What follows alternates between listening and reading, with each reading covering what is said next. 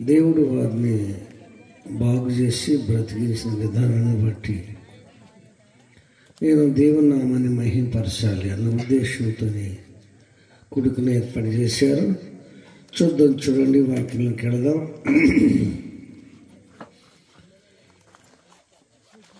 యాభైవ కీర్తన 15వ వచనం చదివి సహాయం చేయండి. 50వ కీర్తన 15వ వచనం. ఆపత్కాలమున నీవు నన్ను గూర్చి మొరపెట్టుము, నేను నిన్ను విడిపించెదను, నీవు నన్ను మహిమపరచెదవు. ప్రార్థన చేసుకుందాం. పరిశుద్ధుడా, వందనాలు తండ్రి, మీకు స్తుతులు స్తోత్రాలు చెల్లిస్తూ ఉన్నాను. ఎందుకు పనికిరాని వాడిని బలమైన సాధనగా మీరు వాడుకుంటున్న విధానం బట్టి మీకు స్తుతులు చెల్లిస్తూ ఉన్నాను.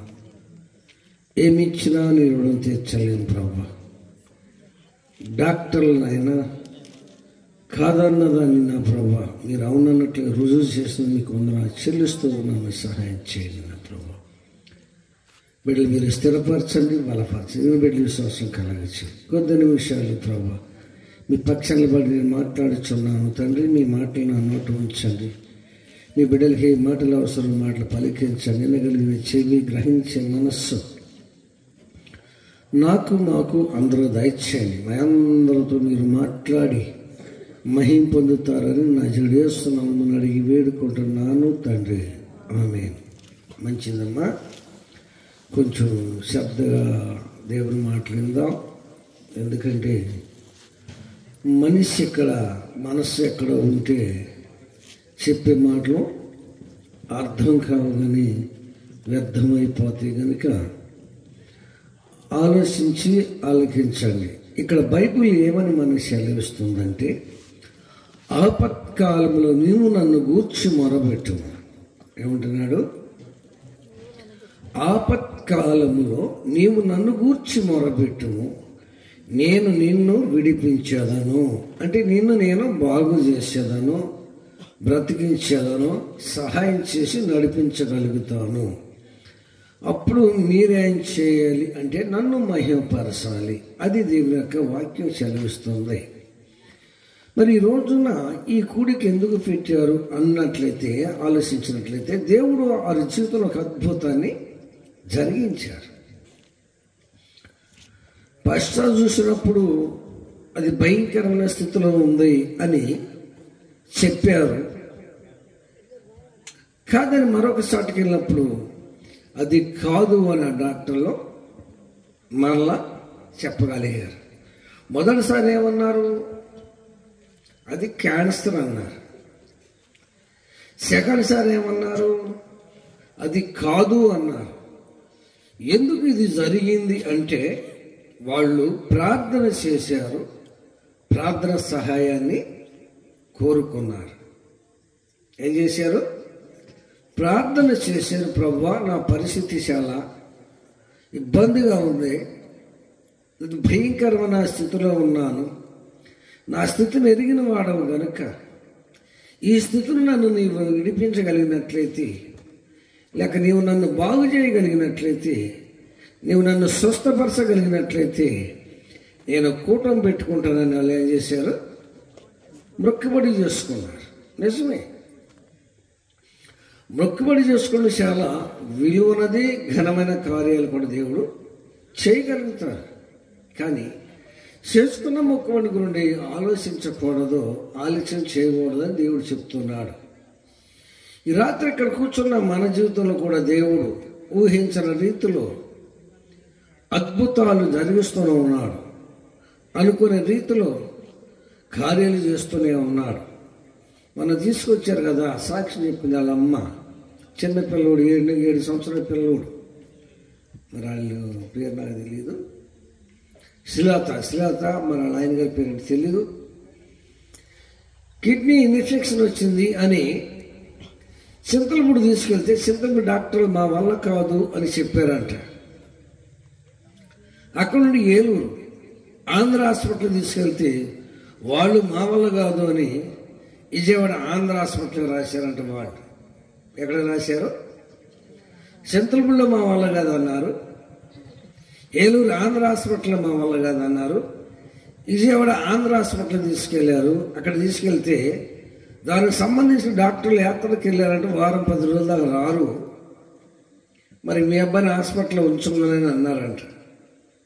అప్పుడు నేను గుర్తుకొచ్చే వాళ్ళకి, మరి నాన్నగారు ఇలా మా పరిస్థితి ఎలా ఉంది, పిల్లవాడు చూస్తే చిన్నవాడు, భయంకరమైన స్థితిలో ఉన్నాము, చింతలపూడిలో మా వల్ల కాదన్నారు, ఏలూరులో మా వల్ల కాదన్నారు, విజయవాడ వస్తే డాక్టర్ లేరన్నారు, మా బాబు కోసం ప్రార్థన చేయమని చెప్పి వాళ్ళు నాకు చెప్పినప్పుడు నేను అన్నాను, బాబుకు చల్పోనివ్వండి అని చెప్పన్నాను.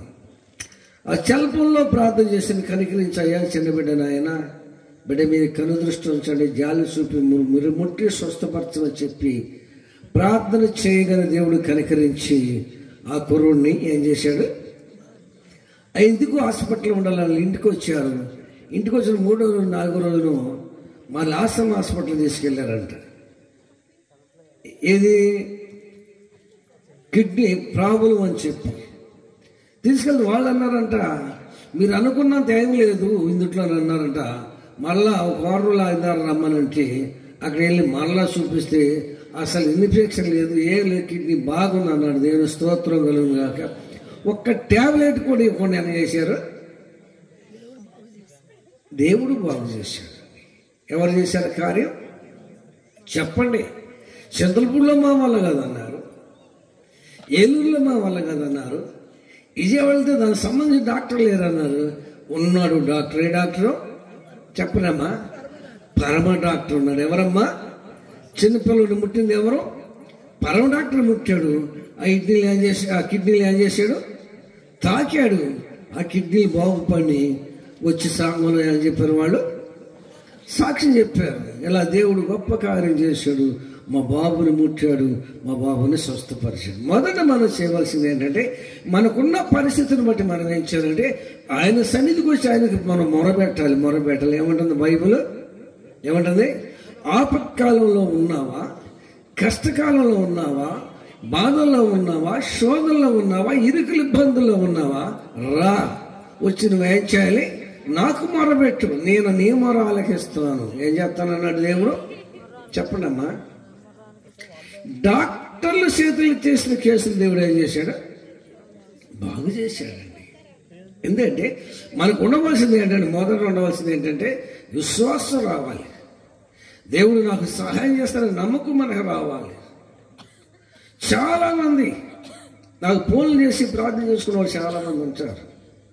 కొందరైతే సాక్ష్యం చెప్తారు, కొందరైతే జరిగిన కార్యం చెప్తారు, కొందరైతే చెప్పి ఏం చేస్తారు, మానేస్తారు. వైజాగ్లో ఒక ఆయన ఫోన్ చేశాడు. ఆయన 4-5 సార్లు కట్టి ఫెయిల్ అయ్యాడంట. ఎవరు ఇచ్చారు నా ఫోన్ నెంబరు.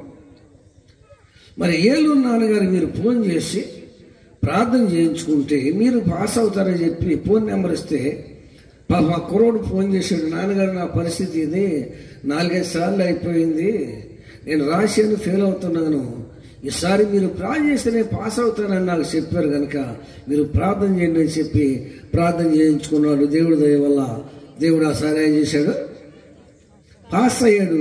వెంటనే ఫోన్ చేశాడు, నాన్నగారు నేను పాస్ అయ్యాను అన్నాడు. అదే ఫోన్ మళ్ళీ ఇప్పుడు వరకు ఫోన్ లేదు నాకు. చూసారా, ఎప్పుడు ఫోను, పాస్ అవ్వడానికి ప్రార్థన, పాస్ అనేందుకు చెప్పాడు, మళ్ళీ ఇప్పటికీ ఏం చేయలే. అంటే వాళ్ళు ఏమంటారంటే కృతజ్ఞత లేని వారు. ఏంటంటమ్మా, అవసరాల కోసం ప్రార్థన చేయించుకుంటున్నారు, అవసరాలు తీరిన తర్వాత ఏం చేస్తున్నారు, కనీసం ఇలాగ దేవుని మహిమపరచాలి. అదే అంటున్నాడు, ఆపత్కాలం నువ్వు నన్ను కూర్చు మొరపెట్టము, నేను నీకు సహాయం చేస్తాను, నువ్వు నన్ను ఏం చేయాలి.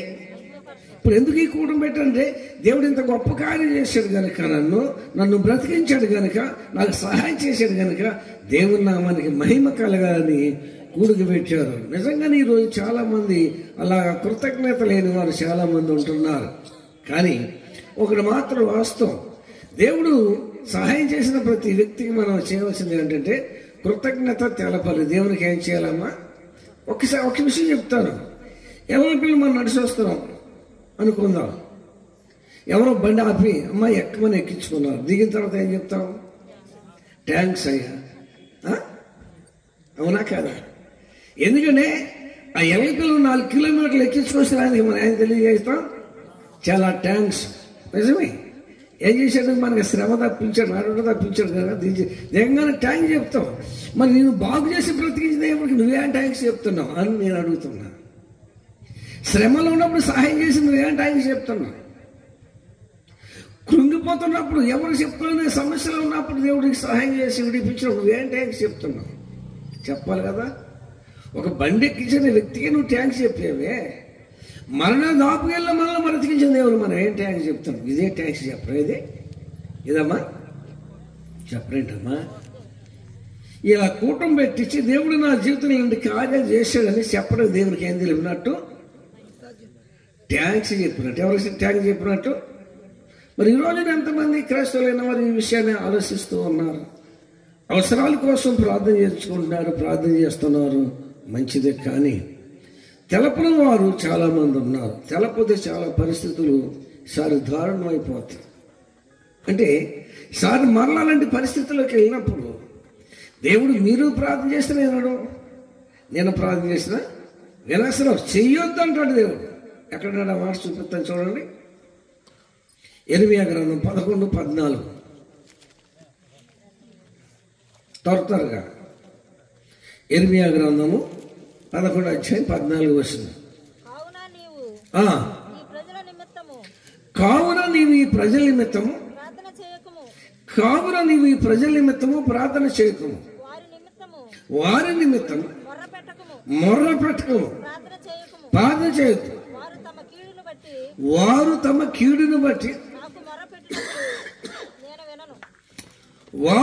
కీడును బట్టి నాకు మొరబెడతారు, నేను వినను అన్నాడు. అప్పుడు ఒకసారి దేవుడు దయదలిచి మన పరిస్థితులను ఎరిగిన వాడేయండి. మన పరిస్థితుల్లో దేవుడు మనల్ని ఏం చేశాడు? పైకి లేవనెత్తాడు. అంటే మనకున్న స్థితిగతులను దేవుడు ఏం చేశాడు?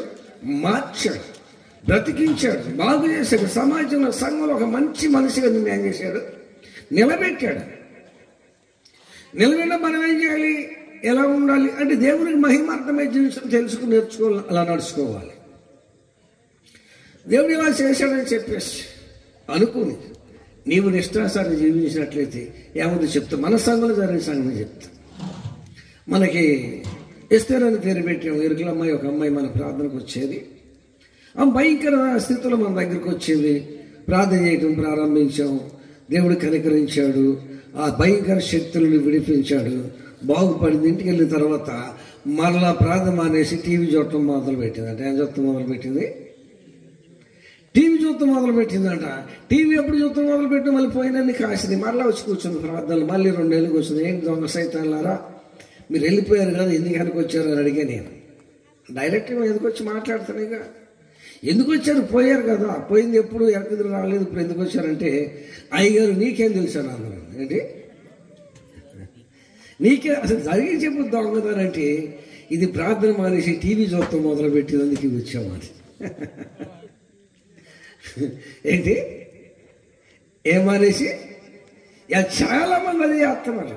బాధ ఉన్న ప్రార్థన కావాలి, దేవుడు కావాలి. బాగుపడిన తర్వాత వీళ్ళు టీవీ ముందు కూర్చొని సినిమాలు, సీరియల్ చూడటం మొదలు పెట్టాలి. ఏం చేయాలి వీళ్ళు? అందుకోసం దేవుడు నిన్ను బాగు చేసింది, అందుకోసం దేవుడు మనల్ని బ్రతికించింది. లేదే నీవు నిలబడాలి, ఇతరులు ఏం చేయాలి? నిలబెట్టాలి. మరి దేవుడు నన్ను సేవ పిలిచిన తర్వాత మరి నేను సేవ చేయడం మానేసి ఆ టీవీల ముందు, సెల్ ముందు కూర్చుకుని ప్రార్థన లేకుండా, ఏం లేకుండా ఉన్నట్లయితే మరి ఇంతమంది నా ద్వారా దేవుడు రక్షణ నడిపించేవాడు, ఇంతమందిని దేవుడు బాగు చేసేవాడు. డాక్టర్లు కాదన్నాయి, లక్షలు ఖర్చు పెట్టుకున్న వాళ్ళు వచ్చి మందిరంలోకి వచ్చి ప్రార్థన చేస్తే దేవుడు ఏం చేశాడు? బాగు చేస్తూ ఉన్నాడు. ఎందుకు?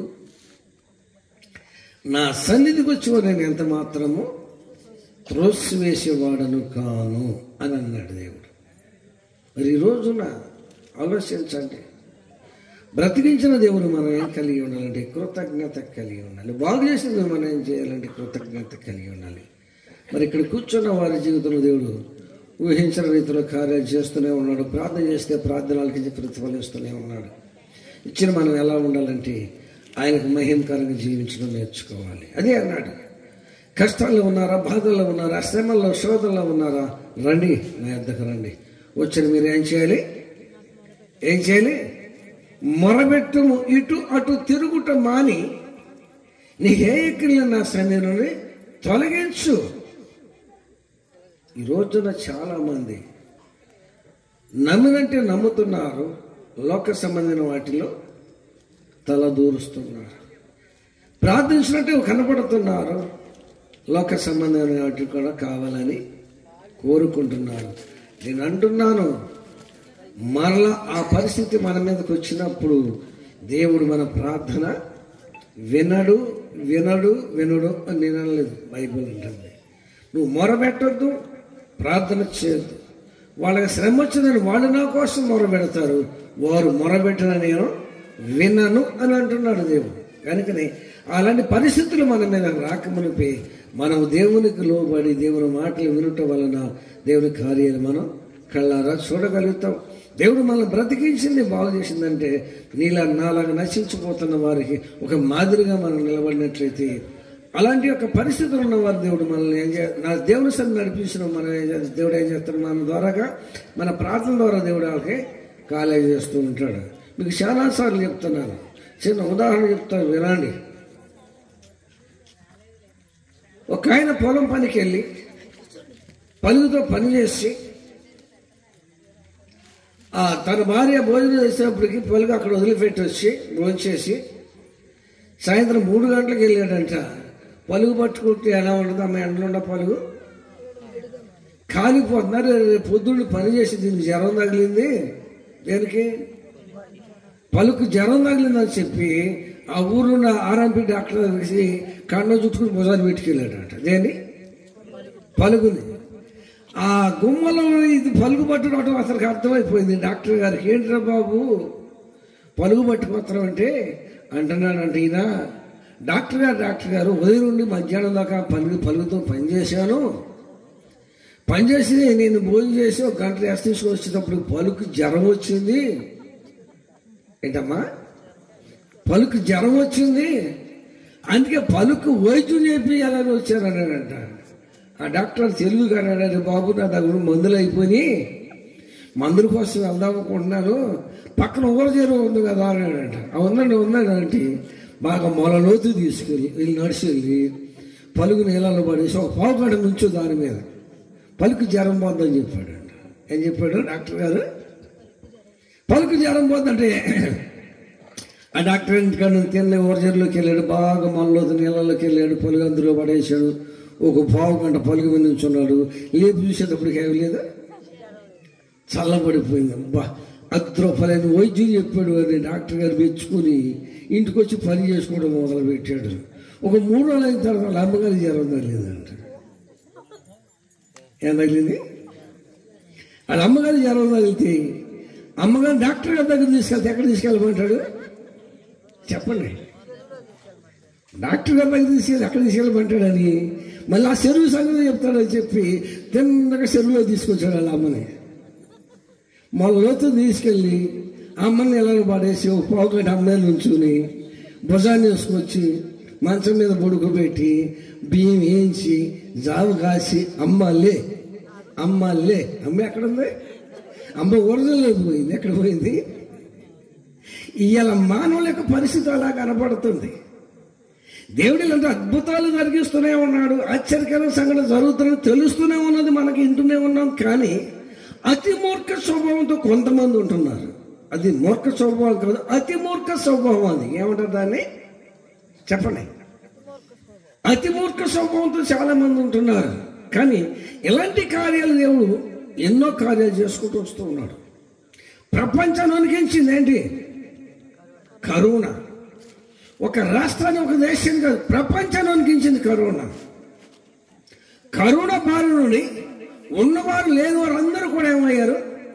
కాలగర్భంలో కలిసిపోయారు. ప్రతి వారి యొక్క మూతికి ఏం పెట్టించారంటే చిక్కం పెట్టించారు. ఏం పెట్టించారు? అది ఏమంటారు, అది మాస్క్ అంటారంట. ఏ ఒక్క మూత చూసినా అదే. ఎందుకంటే ఆ జబ్బు వస్తుంది, దాన్ని పెట్టుకుని తిరగమంటే ప్రతి వారు కూడా తిరుగుతున్నప్పుడు కూడా అక్కడక్కడ కనబడుతూనే ఉన్నారు అమ్మా. ఎందుకంటే ఆ భయంకర జబ్బు మనకు రాకుండా ఉండాలని ప్రభుత్వం అది ఒక సూచనగా మనకు చెప్తుంది, దాన్ని పాటించాం, మంచిది. సెకండ్ సారి కరోనా వచ్చినప్పుడు ఏనండి తర్వాత మాట్లాడుకోవచ్చు తెల్లారా, ఏనండి. సెకండ్ సారి కరోనా వచ్చినప్పుడు గుత్తుకొండయ్య గారు, మీకు తెలుసు, రెడ్డి గారు చూసారమ్మా, గుత్తుకొండయ్య గారు, రెడ్డి గారు చూశారు కదా. ఏంటి అట్లా అంటారు, తెలవదా మీకు? చాలాసార్లు వచ్చాడు మన సంఘంలోకి. ఆయన ప్రభు చెప్పాడంట, ఏలూరు నాన్నగారు పిలిపిస్తే మీ సంఘంలో కరోనా రాదని చెప్పాడంట ప్రభు వారు. ఆయన ఫోన్ చేశాడు రెడ్డి గారు నాకు, నాన్నగారు ఇలా ప్రభు చెప్పాడు, నేను రాలేనయ్యా, ట్రైన్కి రావాలని ఒక రోజు ప్రయాణం, బస్సుకు రావాలని ఒక రోజు ప్రయాణం, నేను రాలేనంటే ఒకసారి, 2 సార్లు 3 సార్లు చెప్పాడు. 4వ ఇదే మాట 4 సార్లు చెప్పాడంట పిలిపించుకుని కూటం పెట్టమని. సరే ఆ కూటాన్ని నేను బయలుదేరి వెళ్ళాలి. ఇట్లా ఆదివారం నాడు చెప్పాను సంఘంలో ఇట్లా వెళ్తున్నాను, మరి గుర్తుకొని వెళ్తున్నాను, మరి అక్కడ ప్రభువులో చెప్పాడంటే ఎన్నిసార్లు చెప్తే వెళ్ళకుండా బాగోదు, వెళ్తున్నాను చెప్పంటే మన పౌలు డాక్టర్ ఉన్నాడు కదా, ఆ డాక్టర్ గారు ఏం చేశాడంటే ఇంటికి వెళ్ళి 4 ట్యాబ్లెట్లు తెచ్చాడు. ఇటు వెళ్తాము 2 ట్యాబ్లెట్ వేసుకుని వెళ్ళి, అటు 2 ట్యాబ్లెట్ వేసుకుని రావాలని నాకు ఇచ్చాడు. ఆ రాత్రి మర్చిపోయాను, అమ్మగారికి ఇవ్వలే, నేను ఇవ్వలే. 2 గంటలు మెలుకూసి ఒకటి వేసుకున్నాను, వెళ్ళిపోయాను. ఆ రాత్రి ప్రభు వెళ్ళి మాట్లాడంట, పౌలు నువ్వు చేసింది ఏంటంటే, ఏం చేశాను ఆయన అంటే, నా దాసుడు ప్రయాణం చేస్తుంటే నువ్వేం చేసావు అని అడిగాడంట. అయ్యా ఊరు వెళ్తున్నారని ట్యాబ్లెట్లు ఇచ్చాను అన్నాడంట. నువ్వు ఇచ్చిన ట్యాబ్లెట్లు కరోనా రాకుండా ఆపుతాయని అని అడిగాడంట. ఏంటమ్మా చెప్పండి, నువ్వు ఇచ్చిన ట్యాబ్లెట్ కరోనా రాకుండా ఆపుతాయని అడిగాడంట. ఏం వెళ్తున్నాను ఇచ్చానంటే, నా దాసుడు వెనకాల చూడమంటే నా వెనకాల 4 దేవదూతలు ఉన్న దేవుని స్తోత్రం కలుగునుగాక.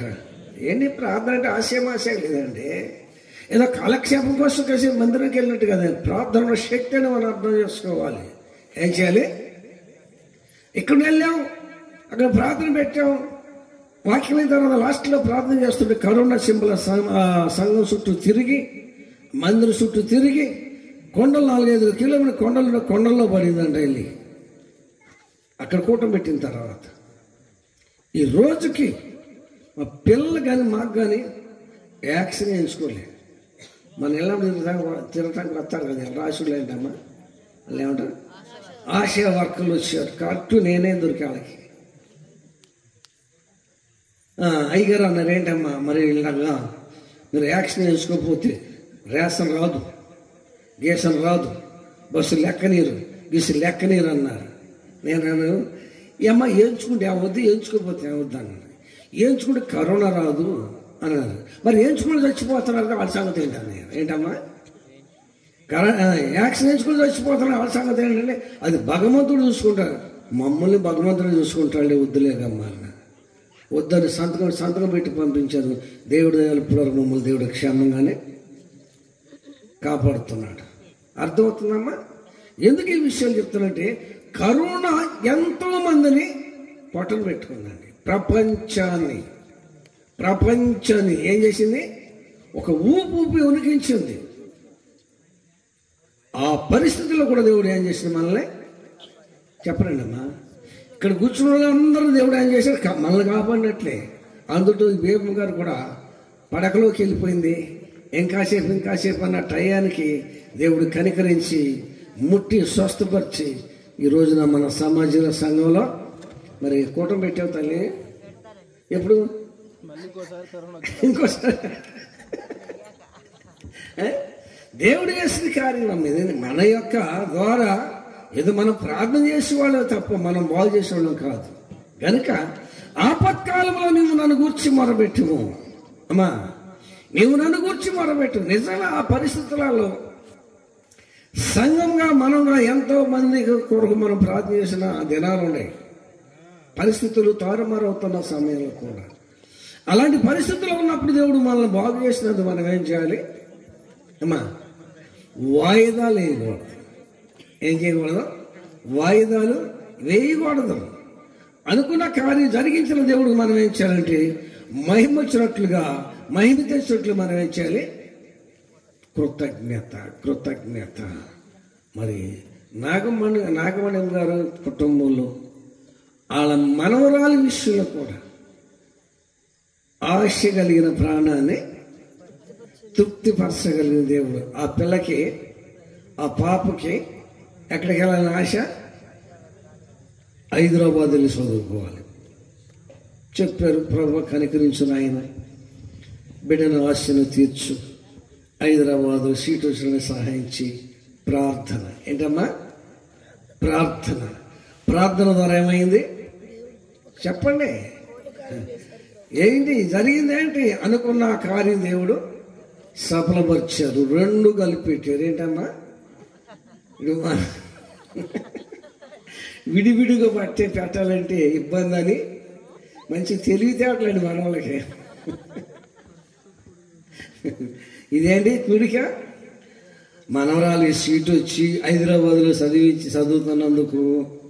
రెండోది నాగమణి గారి దేవుడు బాగు చేసినందుకు. చదువు కోసం ఒక వాక్యం చూపిస్తాను. చదువుకున్న పిల్లలు ఉన్నారా? తెలుగుగా ఆలోచించండి. యాకోబు పత్రిక 1వ అధ్యాయము 5-6 చదువుదాం. యాకోబు పత్రిక 1వ అధ్యాయము 5-6 చదువుదాం. తీశారమ్మాయి పిల్లలు, చదువుకున్న పిల్లలు. లేకపోతే నోట్స్ మీద రాసుకోండి. నోట్స్ మీద రాసుకోండి వాక్యాన్ని. ఇంకా 3 వాక్యాలు ఉన్నాయి కానీ చెప్పే టైం లేదు. ఒక్క వాక్యం మాత్రం చెప్తాను, రాసుకొని. యాకోబు పత్రిక 1వ అధ్యాయము 5-6. మీలో ఎవరికైనా జ్ఞానము కొదువుగా ఉన్న ఎడల దేవుని అడగవలేను. ఏంటమ్మా? నాకు మైండ్ పని చేయట్లేదు, చదివింది గుర్తుంటలేదు ప్రభువా, నేను మర్చిపోతున్నాను, నాకు తెలివిని దయచే, జ్ఞానాన్ని దయచే, జ్ఞాపశక్తి దయచేయమని ఎవరిని అడగాలి? వీళ్ళు దేవుని దగ్గర అడగరు, చూసి కాపీ కొడతారు. ఏం చెప్తారు? చూసి కాపీ కొట్టకూడదు. ఒకవేళ ఇప్పుడు చూసి కాపీ కొట్టి నువ్వు ఎట్టగట్ట పాస్ అయ్యావనుకో, ముందు ఇంకో పెట్టి ఎక్కాలి. అప్పుడేమవుతావు? పల్టీ కొడతావు. ఏం చేస్తావు చెప్పండి? ఇప్పుడు ఏదో తెలివితేటలు ఉపయోగించి పక్కదంట చూసి కాపీ కొట్టేవనుకో, ఇంకో మెట్టు ఎక్కలేదా, ఇంకో తరగతిలో మళ్ళీ రాయాలి కదా పరీక్ష. అప్పుడేం చేస్తావు? పల్టీ కొడతావు. అందుకే నువ్వు పల్టీ కొట్టకుండా ఏం చేయాలంటే, నీకు తెలివి లేనప్పుడు, జ్ఞానం లేనప్పుడు, జ్ఞాపశక్తి లేనప్పుడు ఏం చేయమంటుంది? మీలో ఎవరికైనా జ్ఞానము కొదువుకున్న ఎడల వారు దేవుణ్ణి అడగవలెను. ఏం చేయమంటుంది? బుద్ధి జ్ఞానము సర్వసంపదలు నా యందు గుప్తమై ఉన్న దేవుని మనం ఏం చేయాలి? నాకు జ్ఞానం దయచేయి నాయన అని ప్రార్థన చేయాలి. ఏం చేయాలమ్మా చెప్పండి? దేవుడు అడగాలి. ఇప్పుడు కిందకి వెళ్దాం. అప్పుడు అది మీకు అనుగ్రహింపబడును. జ్ఞానం కావాలని మీరు ప్రార్థన చేశారు కనుక, జ్ఞానం కావాలని మీరు ప్రార్థన చేశారు కనుక, నన్ను అడిగారు కనుక ఆల్రెడీ మీకు ఆ జ్ఞానాన్ని, జ్ఞాపశక్తి నేను ఇస్తున్నాను అన్నాడు దేవుడు. కిందకి వెళ్దాం. ఎవరిని గద్దింపగా అందరికీ ధారాళముగా దయచేయువాడు. ఎవరిని గద్దింపక. చదువుకున్న పిల్లలారా, మీకున్న సాగు తెలివితేటలు ఉపయోగించి మీరు పల్టీలు కొట్టే కంటే ప్రార్థన చేసి ప్రభువుని అడిగి జ్ఞానాన్ని చెప్పండి సంపాదించి పరీక్ష రాయండి. పరీక్షలు దేవుడు మీకు ఏం ఇస్తాడు? విజయాన్ని ఇస్తాడు. అర్థమైందా? మా మనవరాలు ఇంటర్మీడియట్లో ఎంత లాక్కి వచ్చింది అనుకున్నారు? 937 మార్కులు వచ్చినాయట. ఎన్ని మార్కులమ్మా చెప్పలేదమ్మా? 9 ఇంటర్లో 937 మార్కులు అంటే ఒక 62 మార్కులు తగ్గినాయి అన్నమాట. తాతగారు ఒకటి నేను ఏదో రాయిపోయి ఇంకోటి రాశాను, మరి తేడా వస్తుంది అని చెప్పింది, ముందే చెప్పింది, రాసిన రాగానే చెప్పింది నాకు. ఆ తేడా కొట్టింది. లేకపోతే అనుకున్నంత సాధించేది. కారణం ఏంటంటే దానికి ఎవరిని అడగాలి చెప్పలేటమ్మా? మరి ఇక్కడ ఎంతమంది అడుగుతున్నారు? అడగరు, అలుగుతారు. ఎవరి మీద అడగొద్దు. అడగటం నేర్చుకోండి అమ్మా పిల్లలారా. మీకోసం చెప్తాను ఈ మాట. చదువుకున్నవారు కనుక మీరు తెలివిగా ఉండాలి కనుక మీకు తెలివి తక్కువ అయినప్పుడు, జ్ఞాపకశక్తి లేనప్పుడు దేవుడి దగ్గర ప్రార్థించండి. ప్రభువా, నువ్వు అడిగిన వారికి ధారాళంగా దయచేవాడు.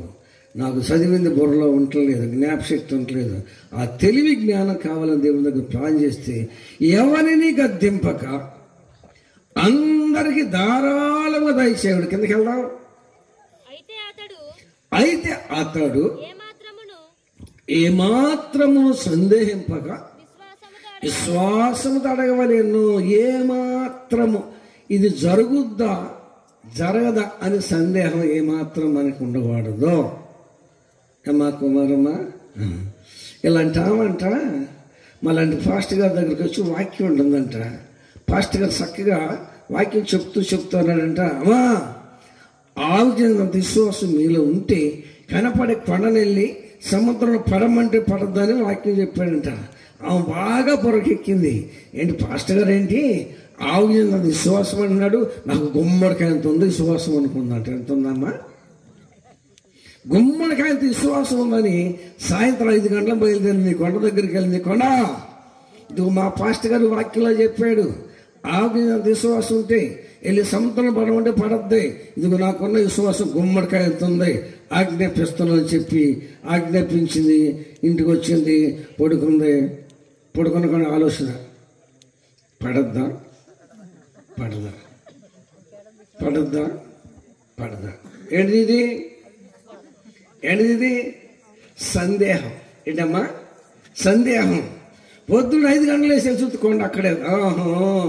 నిన్న నేను అనుకునేది ఇట్టే ఉంటుంది అనుకున్నా అంట. అది మన విశ్వాసం. విశ్వాసించిన వాడు అడుగువాడు ఏమాత్రము సందేహింపగా విశ్వాసంతో అడగవలేను అంటాడు. ఇది జరుగుద్ది నా పట్ల, దేవుడు నాకు ఈ కార్యం చేస్తాడు. నాకు విశ్వాసం అడిగిన వారికి దేవుడు ఏమాత్రం అన్యాయం చేసేవాడు కాడు. మరి ఇంటున్నా దేవుని పిల్లలారా, యవనస్తులారా, పాపం కష్టపడి చదువుతున్నారు కానీ చదివింది ఒక్క 1/2 గంటలు ఏమైపోద్ది వీళ్ళకి బుర్రలో లేకుండా ఎటు వెళ్ళిపోతే మళ్ళీ పొద్దున్న లేసుకొని తడువులు ఆడుకోవటమే. మీరు తడువులు ఆడుకునే పని లేకుండా చక్కని వాక్యం ఇచ్చాను. ఈ వాక్యం చదువుకొని మీరు చదువుకుంటే మీకు జ్ఞానాన్ని దేవుడిస్తాడు. ఎవరిస్తాడమ్మా? తెలివిని ఎవరిస్తాడు? దేవుడిస్తాడు. రాయటానికి జ్ఞాపశక్తి ఎవరిస్తారు? దేవుడిస్తాడు. ఏమాత్రం సందేహింపగా విశ్వాసముతో అడగవలేను అంటాడు. ఎలా అడగదామమ్మా మనం? సందేహించువాడు సముద్ర తరంగమే పోలి చదవమ్మ మాట.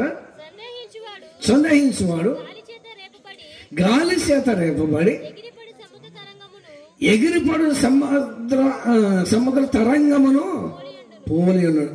అలా లేచి ఎలా నీటిలో కలిసిపోద్దో అలాగే సందేహించేవాడు అలాంటి వాడు అని బైబిల్ చెప్పింది.